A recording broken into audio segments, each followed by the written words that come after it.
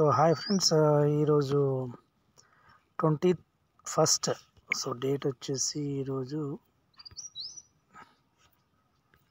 21st December 2023. So ఈరోజు share market చాలా డ్రాస్టికల్గా downfall అయింది. సో చూసినట్టయితే 21,081.83.5% ఉంది, 5 పాయింట్స్ ఉంది. అంటే డ్రాస్టికల్గా డౌన్ అవుతుంది. ఎందుకంటే సో ఇది ప్రాఫిట్ బుకింగ్ వల్లనే ఇలా జరుగుతుంది. మనం 1 వీక్ కింద చూస్తే 1 వీక్ 21,400 21,590 దాకా వెళ్ళిపోయింది మార్కెట్. సో 1 మంత్ కింద ఎంత 20,200 ఆ రేంజ్లో ఉంది. 19,800 అనేది 28th November వరకు 19,800 వరకు మనకు నిఫ్టీ 50 అనేది మార్కెట్ అవైలబుల్ ఉంది. సో ఆ తర్వాత 28 November తర్వాత మార్కెట్ అనేది డ్రాస్టికల్గా అప్ మూవ్మెంట్ తీసుకుంది. సో 13th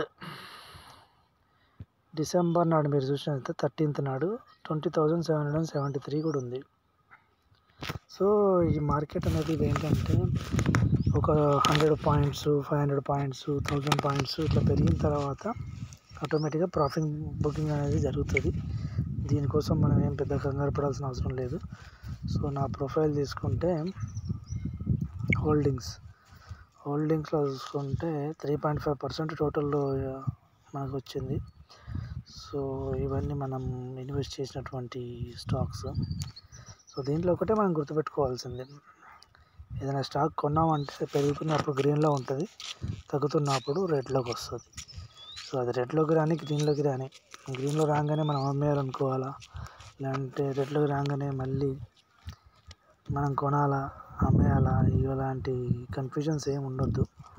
ముందు మనం ఏం చేయాలంటే ఈ ప్రోడక్ట్ యొక్క ఫండమెంటల్స్ ఎలా ఉన్నాయి, ఈ ప్రోడక్ట్ మార్కెట్ క్యాప్ ఎంత, లాస్ట్ క్వార్టర్ రిజల్ట్స్ చూసుకోవాలి, ఈ ప్రజెంట్ వచ్చే క్వార్టర్ రిజల్ట్ ఎలా ఉంది, కంపెనీ పర్ఫార్మెన్స్ ఎలా ఉంది, కంపెనీ పర్ఫార్మెన్స్తో పాటు ఫండమెంటల్స్ ఇవి స్ట్రాంగ్గా ఉంటే ఆటోమేటిక్గా మనం కంపెనీ హోల్డ్ చేయొచ్చు. అది పడడం లేవడం అనేది సముద్రంలో అలలు లాంటిది. ఇవాళ పడుతుంది, మళ్ళీ రేపు లేస్తుంది. అట్లా కంటిన్యూగా ఒక 6 months కూడా డ్రాస్టికల్గా ఫాల్ కూడా ఉండొచ్చు, కంటిన్యూగా 6 months అప్ మూమెంట్ కూడా ఉండొచ్చు. సో మనం ఇప్పుడు ఇన్వెస్ట్ చేసినామంటే లాంగ్ టర్మ్ ప్రాస్పెక్ట్లోనే ఇన్వెస్ట్ చేయాలి. ఇందులో ఇన్వెస్ట్ చేసిన మనీ మనం ఇప్పుడు తీయొద్దు అనే ఉద్దేశం ఉంటేనే ఇందులో ఇన్వెస్ట్ చేయండి.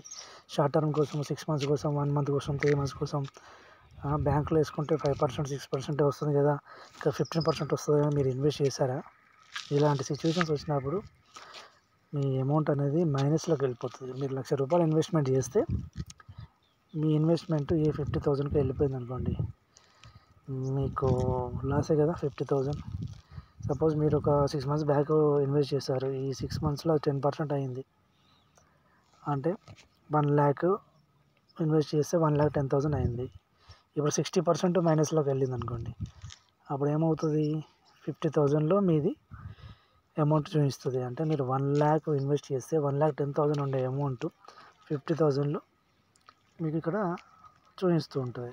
ఇది ఏంటి, దీనివల్ల మీరు టెంప్ట్ అయిపోయారు, ఇంకా లాస్ అయిపోతాం, ఇంకా 20,000కి వెళ్ళిపోతుందేమో అని మనం అమ్మేస్తుంటాం. అమ్మేయద్దు, దీన్ని అలానే హోల్డ్ చేయాలా.